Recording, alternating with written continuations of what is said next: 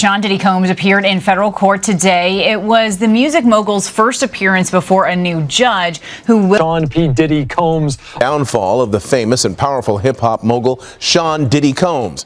He is already complaining. Please let me out on bail. I promise no female visitors. My goodness. That a judge denied the second request for his bail yesterday. Let's first start there and give people kind of the backstory as to why did that. Diddy, the famous music mogul, is in the middle of some major controversy. Rumor has it he got into a fight while in jail, and things didn't go his way. Reports say he was left begging for mercy after taking quite a beating. To make matters worse, a video of the whole incident has leaked online, and it's getting a lot of attention. This could seriously hurt Diddy's image and career. From the fight behind bars to his frantic pleas, the story is turning heads. Stick around for all the details. I've got the full scoop coming up. So these reports are coming in that a judge denied the second request for his bail yesterday. Let's first start there and give people kind of the backstory as to why did that happen. The process in New York is exactly the same as in North Carolina. Two parts. Is the person a likelihood to appear? Are they a flight risk? And do they have a likelihood to commit some crime, specifically a new violent crime? And then the third portion that the judge touched on in this case is, has that person in the past done some type of witness tampering? Have they attempted to try to, influence witnesses not to come forward? That's what the prosecutors argued in this case, and the judge totally agreed that he had a history of attempting to make individuals that were participating with the government to not participate anymore. The judge felt that there were reasons. The judge actually said there are no conditions for release that would allow this case to continue to move forward with you out in public. Back to putting Diddy on suicide watch. I mean, I learned from you today, just from talking in the newsroom, it's really not as straightforward as you might think. As the former chief magistrate, you made decisions like this. So what exactly does that process look like? In the process, when we would set conditions for release in Mecklenburg County, for instance, all of the 30 plus magistrates, determining if a person could go or leave, typically you're setting conditions either for a secured bond, unsecured, or a written promise to appear. However, if that person at some point decided to say, you know what, in the process of them talking to you or finding out what would happen, that they wanted to kill themselves, then you were required to notify someone immediately, look, this person has made suicidal ideation or thoughts, and now we're not safe with allowing them to leave. They're going to be held here. If they made that statement during the process of intake, for instance, the sheriff's department would decide to keep them there and wait and determine, okay, now we'll put them under evaluation because they're not safe to leave and or they may harm themselves or others. And so that process is definitely not straightforward, but there are red flags that go up instantly because nobody wants to be sued by this situation. Do you think anyone makes those statements on purpose? Have you ever dealt with a situation where they intentionally do that? Maybe they don't want to be with the other inmates? I've seen that happen in the past, but I can tell you if a person makes that determination, when you are on suicide watch, first of all, to take your shoestrings. And this is because you're in this before you get admitted. So this is pre-admission, pre-classification. Right. You're still in your regular clothes. You haven't switched into a jumpsuit. And so you still have your regular shoes. They're taking the shoestrings. They're taking anything that you could potentially harm yourself. They're taking your clothes. They're changing you into some other type of gear where you can't harm yourself. So if you were literally about to leave and you're making those types of comments, now you've just delayed yourself by maybe a few hours, if not a few days. And so that process, I've seen it happen where a person was just making kind of crazy comments. Well, you don't know if they're serious or not. And so if you're making a comment about I am intending to harm myself, I'm gonna take every situation if it's serious, and then we'll determine later that it wasn't. Now, TMZ is reporting that they spoke to Diddy's attorney, who then said that his client is not suicidal. In fact, he went on to be able to make a statement saying he's not suicidal, calling him strong, confident, and focused on his defense. So you're a defense attorney. Is that protecting your client? And the other question I have for you, if you can just address this real quick, is they put up $50 million to try and get this man out of jail, and then another $100 million on all of this. So kind of combine that and explain all this to us. So yes, typical for what his process is, the case or to defend this case has already started because it's in the court of public opinion. And so how do I make sure that I put that fire out that seems like it's raging really fast? I make sure I make statements that he is in sane mind, that this person is there, he's clear, he's conscious, he's aware, he's not down, he's not depressed because he know he didn't do anything. That's the statement that you're going to make. Regarding the dollar amount, the judge touched on that this was their appeal. Remember, the first judge denied it. They appealed the judge's decision to not give him conditions for release. And they said, look, we'll put up any amount you want. He has endless resources. He's not going to leave. He turned himself in, and here's the amount. We'll put 50 million up. We'll put 100,000 up to support that. But the judge, as I mentioned before, said there is no condition, no dollar amount, that no assurance that you can say that this case, the integrity of it, specifically the witnesses that will come forward to testify against you, can be safe while you're out. Wow. Collie Frodes, we appreciate your insight as always, and I guess this case just going to keep on. And do we know the date yet? I haven't heard Nothing the date. yet. Yeah, but I know for at least a year he will be in their Department of Corrections. Wow. Let's dive into that crazy fight in the jail cell. What would lead a millionaire like Diddy to get into a fight behind bars? Well, there's an unexpected twist to this story that's making waves. Imagine Diddy in an orange jumpsuit pacing around a small, crowded cell. He stands out, definitely not fitting in, and things get heated quickly. The word on the street is that the whole drama started over something as ridiculous as toilet paper. Yes, you heard that right. TP. From hip-hop royalty to fighting over toilet paper, it's hard to believe, right? But here's the twist. Some say it wasn't just about the toilet paper. Rumor has it, Diddy was confronted about some serious accusations, shady business dealings that got him into trouble. As for the fight itself, let's just say Diddy wasn't exactly at his best. He's known for his smooth moves on stage, but in this fight, he looked completely out of his element, throwing punches that missed the mark. It's clear he wasn't exactly in the VIP section anymore. Listen, he has to do that because no company wants to do business with somebody who is being accused, have allegations against them for sexual misconduct and deviant behavior. Nobody wants to do business with that. All the shareholders, it ain't nothing that he's giving up. They like, yo, listen, give me that. They said, they did a Diddy. Take that. You understand? They're going to take that from him. The shareholders is going to say, yo, listen to me. We all going to pull out. No Diddy. But we all going to pull out our shares and everything if you don't give up what you have in the company. Did you see that video that went viral of Diddy pacing around the airport after his houses got raided? I seen that video. And I seen that look in his face before. I seen that look in his face. You understand? When he was with the same gang and Mike Owens, AKA Mike Cock, everybody could tell him, D-Ferg did a collection for him because he didn't know how he was going to pay his rent and he didn't know how he was going to pay his rent, child support, and his car note, because he had one of those drop top cabarets, Volkswagens. So Mike gave $5,000. I wasn't giving him nothing. I'm just telling you right now. D was just collecting money for niggas. You know what I'm saying? Yo, man, we got to make sure because he want to kill himself. He gonna kill himself. Diddy had that pace and he had that look in his face that he know something may be wrong or they may have something on him. Because they took things out of there. We may not have seen what they took, but they had bags and boxes of stuff that they took out of there. So he knows, he's getting a play-by-play of what's going on.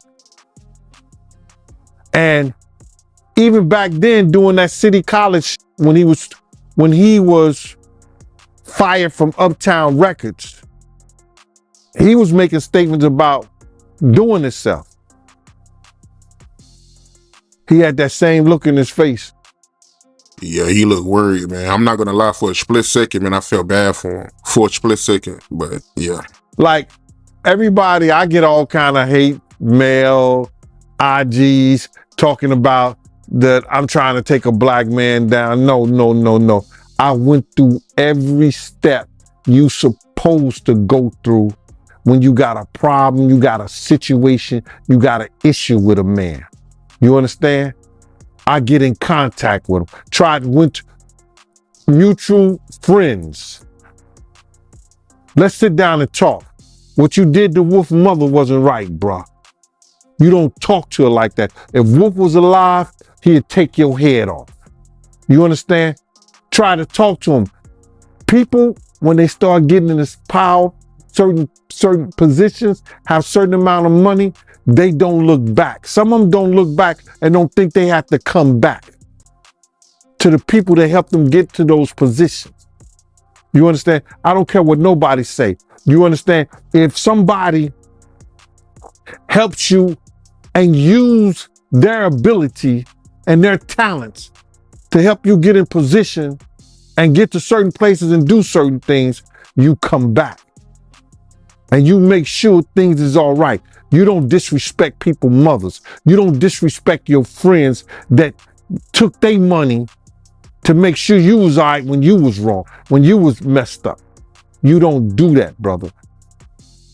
So by him doing the things that he did and taking the avenue that he took, he's suffering the consequence, and I don't feel bad for him at all. Because people was trying to talk to him. People was trying to tell him. You couldn't pull him by the coat and let him know anything. You understand? They messed up the game, brother. When he put that shit out with them, money, power, respect, it ain't never been like that. It ain't never been like that. You got your respect in the street that gave you your power, that brought you your money. Totally different thing. He let that money, power, and respect go to his head, but he had it ass backwards. So do I care what happened? Nah. He got enough money to buy his way out of this. So we think. So when you look at that video of him pacing around and he's looking worried, and you knowing him, do you think it's possible that he might commit suicide? When you're a narcissist, there's always a possibility because you're suffering. But I don't think that he can see himself in a cage. I don't think he can see himself behind those bars in those type of situations. It's too many real dudes that dislike him. But then again, there's a lot of real dudes that need help. And him being behind bars, he could probably help him. Here's the real shocker from that fight.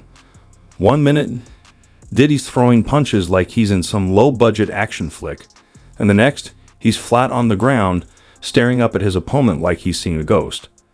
Just when it seemed like he was about to take a serious beating, something totally unexpected happened. It wasn't a guard or another inmate who stepped in. It was the prison chaplain. Yep, you heard that right.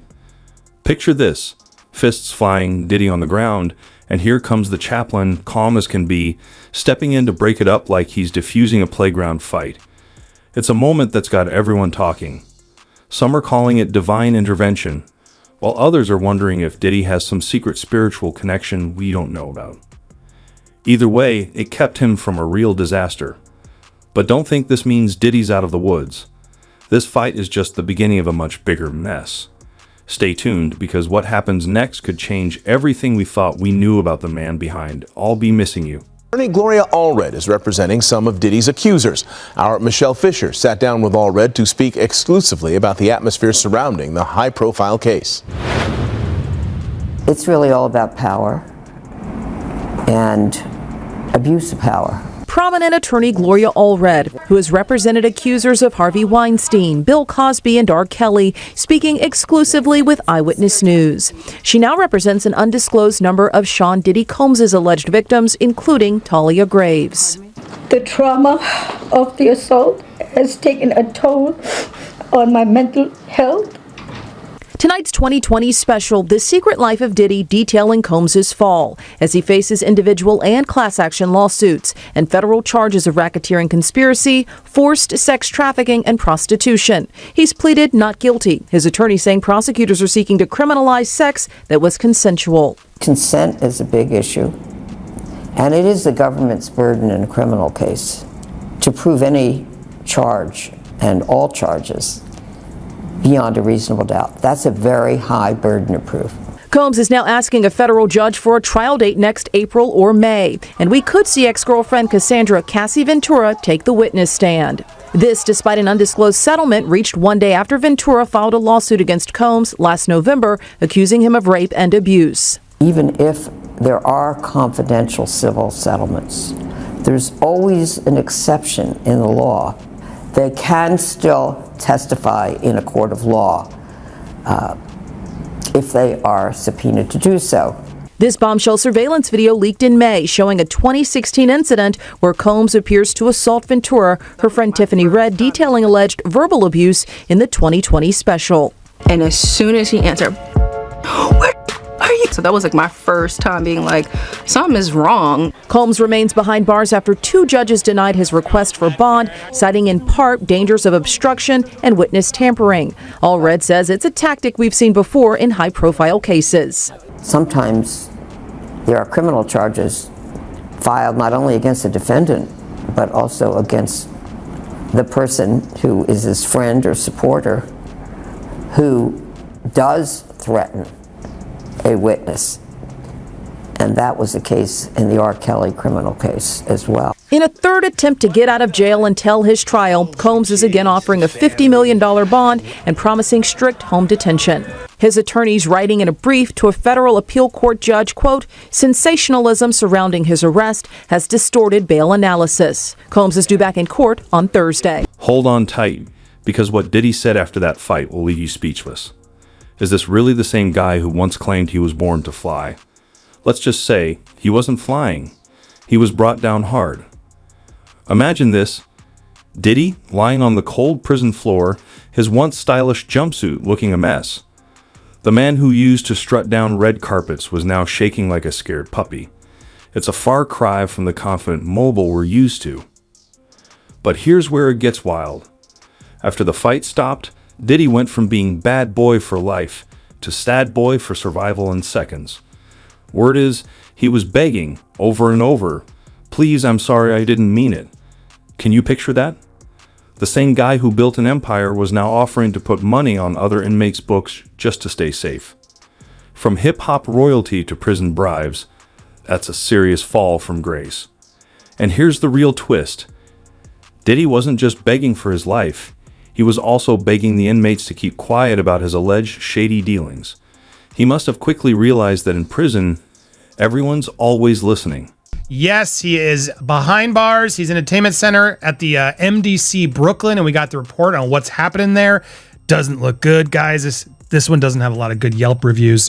We're also going to talk about this manipulator-in-chief, this woman who many say, and she's been mentioned in some of these lawsuits, was one of the people really behind helping to allow this to keep going. And yes, Diddy will be appealing later this afternoon. We will be there with the updates to let you know if this new judge will let him out of jail. In the meanwhile, let's look at this place that he's in jail, this new home, this troubled Brooklyn place. Here's a picture. It's a high rise. It is not getting good reviews. I mean, not that it should, but there should be basic human rights. And this place has faced intense scrutiny amid a spat of vicious inmates, going after each other badly, complaints about dismal living conditions, including maggot-infested food, filthy cells, power outages. Apparently they go weeks without any sort of heat, which is, not good, especially as the cold rears its head. These apparent conditions were brought to the spotlight during the trial of Maxwell, I can't say the full thing, the notorious Madame of Jeffy, when her attorney ripped the facility for the reprehensible and utterly inappropriate facilities. She complained about using the bathroom, which was an open sewer drain, rats running around, rotten maggot-infested food, freezing temperatures for roughly a week when an electrical fire caused all the light and heatings to go out in the building. Apparently, violence-plagued federal lockup made headlines when it was hit with the claims that the staff had allegedly covered up a knifing at one point. It holds pretrial detainees as well as those serving short federal sentences. It holds about 1,700 inmates. Look, it's not a good place. As multiple places reports are coming in explaining more about it. Let's see who else has been here. We had R. Kelly So he's in good homes there. R. Kelly. It's also Michael Cohen was there, Fetty Rap, Alison Mack from that trial, Ghislaine, and now he is in there as he's waiting to see what will happen next. It's interesting. We got his location. I had a picture here. I don't want to show this, but yeah, Sean John Combs. I have his registration number. He's located there. This is in like the prison database. You can go find it.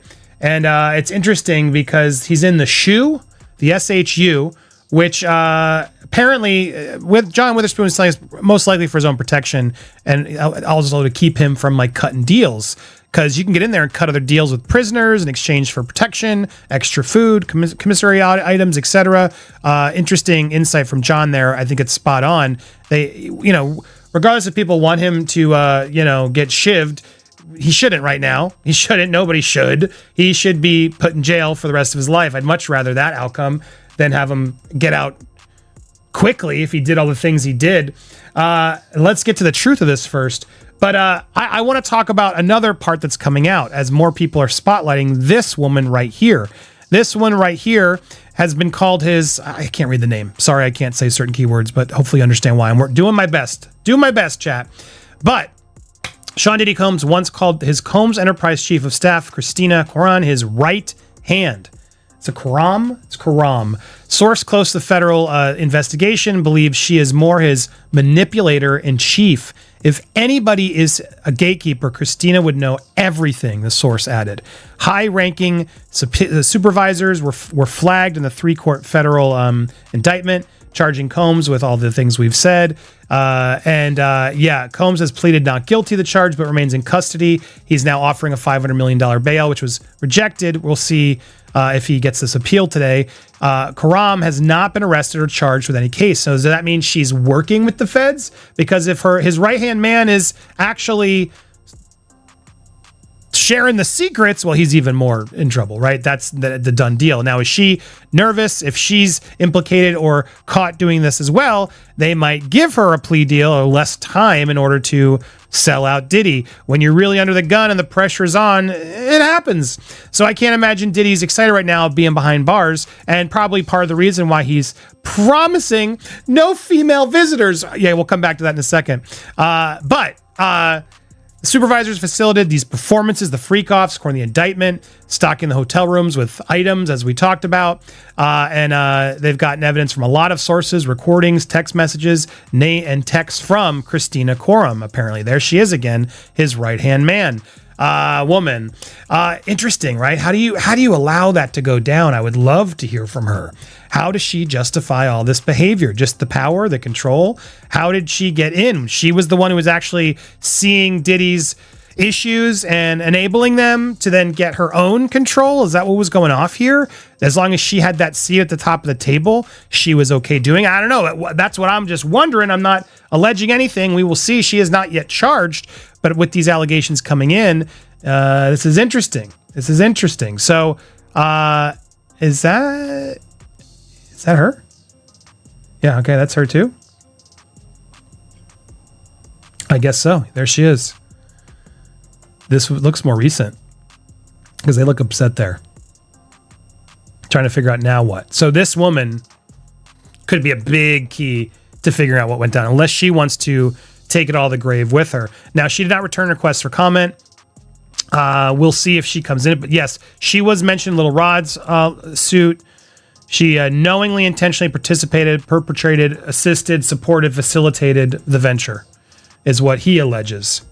And Quorum required Combs' domestic employees, including the butler, chef, housekeepers, to carry a fanny pack with substances there, pink drug combination of things, and he could indulge his choice at any time. So she apparently, according to these rumors, would be there ready and willing to ensure he could have any substance, people, etc., etc. So if all true, a lovely individual. She's, I'm sure, very happy right now to be caught in this web. But that's where we stand. So far from this, this mansion that he was in, now he's in the raid. He's going to be in this high-rise security complex for it could be a little while. We'll see if today he is able to get out That'll be the big question, and we'll be there covering the updates as we get them coming in. Sadly, this is New York, so we won't get this televised. It's so frustrating. All we get is sketches. We can't even get photos. I don't understand how this is just. Free press, all these trials are public knowledge. We should be able to be in there to ensure that we're getting the facts. But he's protected right now due to it being in New York, and we will stay tuned and be here. So make sure, if you haven't already, hit that subscribe button. Hit that bell for alerts right there. Hit that all. And then when you get those alerts, smash that like. Leave a comment down below. We'll be covering this case and a lot more. We got a lot more stuff in the bank, but we're obviously leaning into the updates as they come in, and more are coming in. I think today, if he loses his appeal or wins his appeal, I think it's unlikely, based on the sources I'm talking about, that will comfort more people to come forward, right? Can he get out? Is he really behind bars? It's done. I'm seeing already some private threads and things that we may talk about later, illuminating a lot of things. And I think more and more are going to come forward. You might be asking yourself, why would Diddy, the man behind a billion-dollar empire, end up begging like that? Well, fear has a way of breaking even the toughest masks. But here's the gossip. Some people are saying this whole tough guy persona of his was just an act. Now that his back's against the wall, the real Diddy is coming through. And it's not the untouchable figure we're used to seeing. But don't think his begging did the trick. The other inmates weren't having it. Some were laughing, others just shaking their heads in disbelief, as if they couldn't believe this was the same guy who once rapped about being untouchable. One inmate even joked, "I thought this dude was supposed to be tough. Turns out he's softer than a pillow at the Four Seasons." Ouch, that's got to hurt more than the actual fight. Here's where it gets interesting though. While most of the inmates were mocking him, one guy was watching Diddy closely like a hawk. He wasn't laughing. In fact, he looked like he'd just struck gold. Makes you wonder, did Diddy let something slip while begging for his life?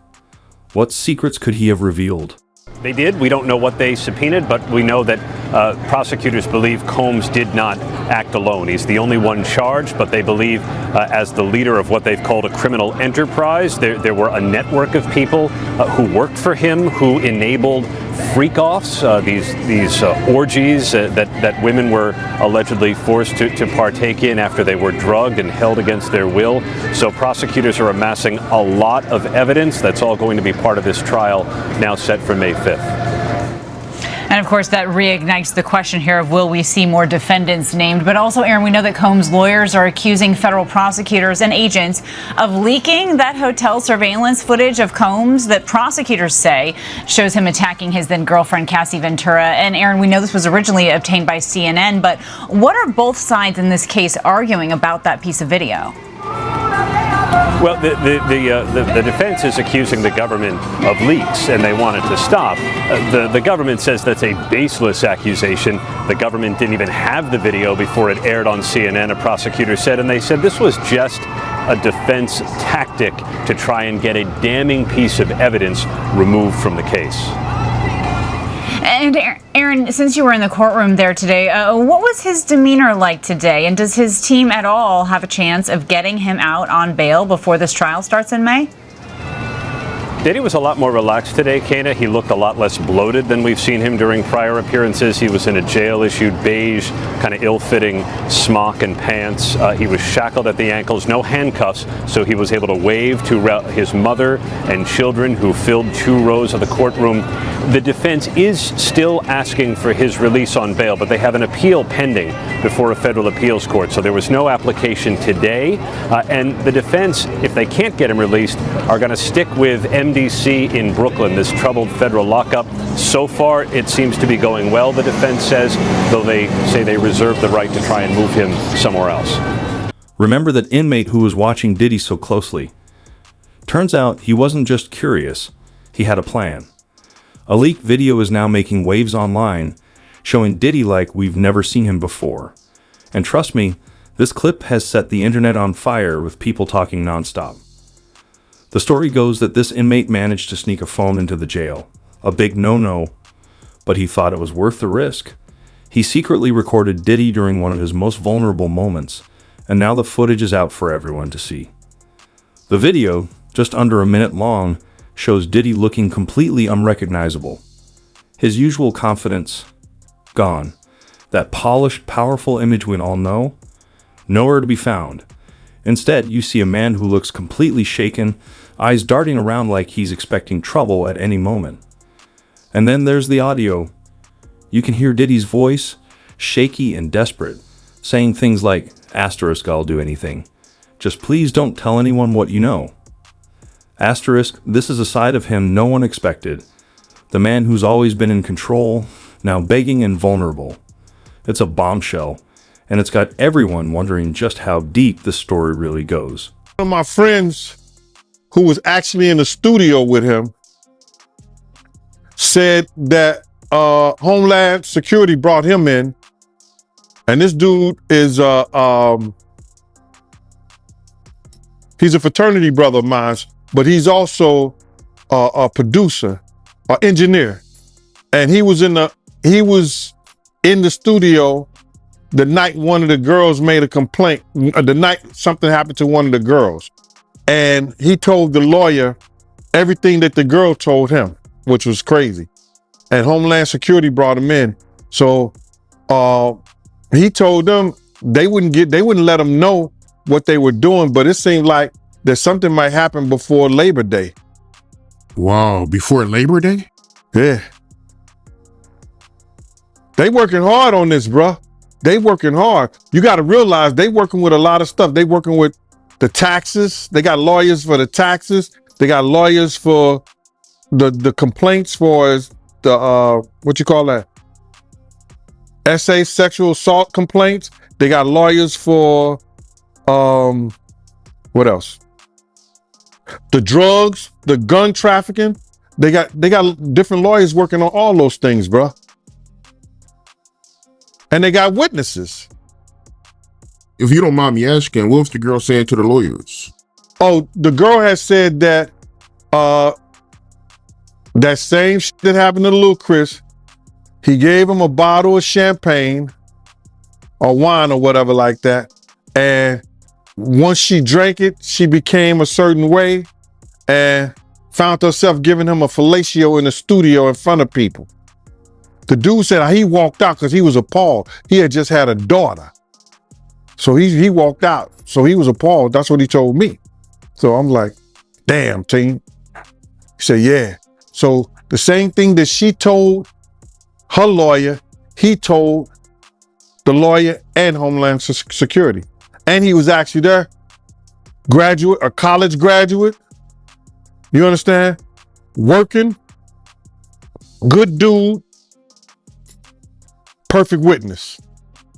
He told, the engineer told Homeland Security and her lawyer the same exact thing she told them. He said he was appalled at what he saw and walked out. So they got witnesses. They got witnesses, bro. They have people want to make up stuff, but they got people who was there that was witness and speaking about it. See, people get mad because I'm saying it first. They hearing it from me. But I could care less how somebody else feel or think. I'm not here to praise Diddy. No, I'm not. Like Brutus told the sentence, I'm here to bury him. The internet went wild after that video leaked. Within hours, asterisk hashtag Diddy downfall asterisk was trending, spreading like wildfire. The clip was everywhere. Twitter, Instagram, you name it. People couldn't stop sharing it, offering their own reactions. Some were shocked, others were laughing, and many just sat back, popcorn in hand, watching the drama unfold. Even celebrities joined in. Rappers threw shade, saying things like, asterisk, so much for being untouchable, asterisk, while some of Diddy's old friends tried to defend him, claiming the video was taken out of context. But let's be real. When you watch it, those defenses don't really hold up. And here's the kicker. The prison guards saw the video too, and there were asterisk not asterisk pleased. A phone in the jail? Recording footage? That's a huge problem. Now the whole prison is on lockdown. Inmates are furious, guards are on edge, and Diddy? He's stuck right in the middle of it all. But there's more. Right after the video dropped, Diddy's ex. He did enough wrong for people around us, two people around us. He did enough wrong to their mother. He did enough wrong to them. He need to pay the piper. I don't care what nobody say. You can feel whatever you want to feel. You can call Gene Deal whatever you want to call Gene Deal. You can say whatever you want to say. But I came here November the 18th, 2018, and I told y'all from Jump Street, I didn't know I was going to get a platform like Art of Dialogue. I didn't know I was going to get a platform like MREC, different people who helped me build this up. Did I have my own show? Everybody want to come here and think that I just talk about Diddy. You come to the Gene Deal show, you see different things. I talk about everything. But when I'm come to do an interview, I answer the questions. And my thing of it right here is this, is that I'm not here to praise somebody. A real man don't hold or bite his tongue for nobody when injustice has been done to people, first of all, that he got love for. And second of all, for when somebody know that somebody is wrong. I've been saying the same shit since 97, Mighty. I was the one in there holding Big's mom's hand while she crying. These people come over here, I initiated a lot of this stuff for these YouTubers to go to their platforms and talk about stuff, because they sit around and talk about stuff that I didn't say, that they didn't heard on the Art of Dialogue.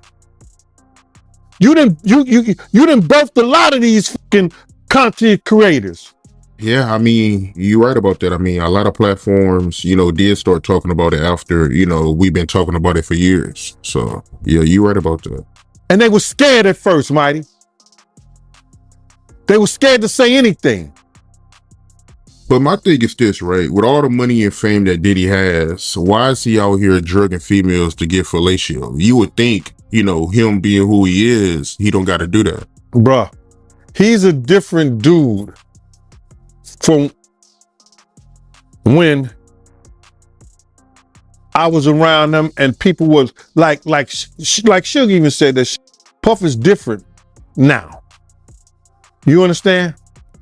When he went to California, man, that's a whole nother stuff, man. Dudes in New York wouldn't even, he probably was doing a little of that stuff right there in New York around people and things like that, but he knew who to do that around. You understand what I'm saying? He knew who to do shit like that around.